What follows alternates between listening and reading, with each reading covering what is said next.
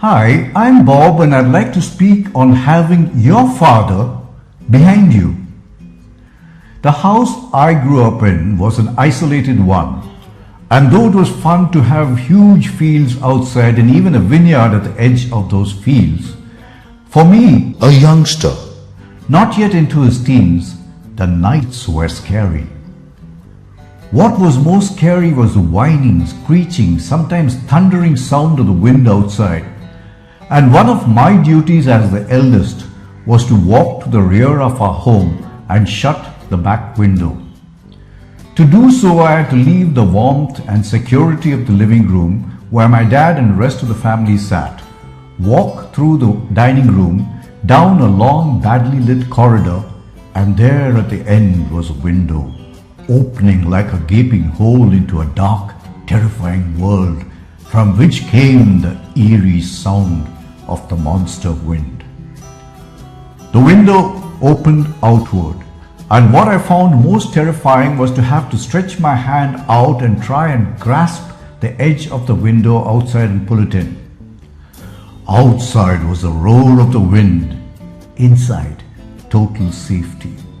And to stretch my hand out was a horrifying moment.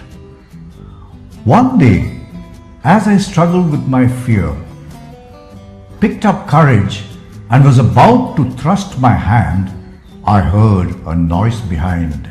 I looked at the back and found my father standing there smiling.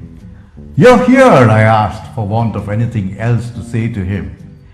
"As always," he said. I put my hand out bravely, pulled the window shut, and for the first time did not hear the sound of the wind. Somehow my dad's presence stilled the sound. We went back to the living room and he smiled and said, "You're afraid of those sounds, aren't you, Bob?"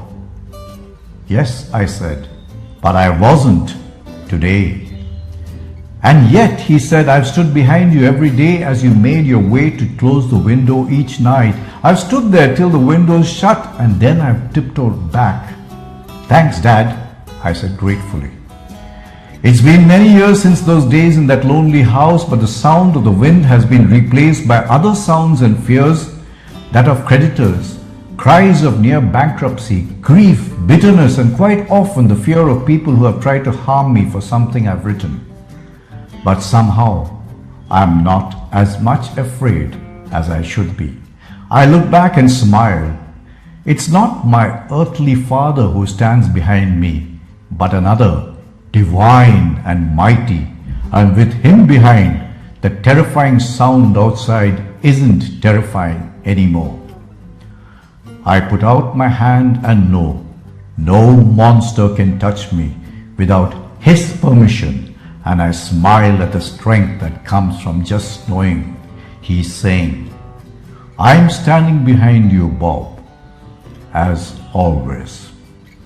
Yes, he's standing behind me, and he could do the same for you. Try asking him, or just look back and see he's already there. Thank you. This is Bob, signing off.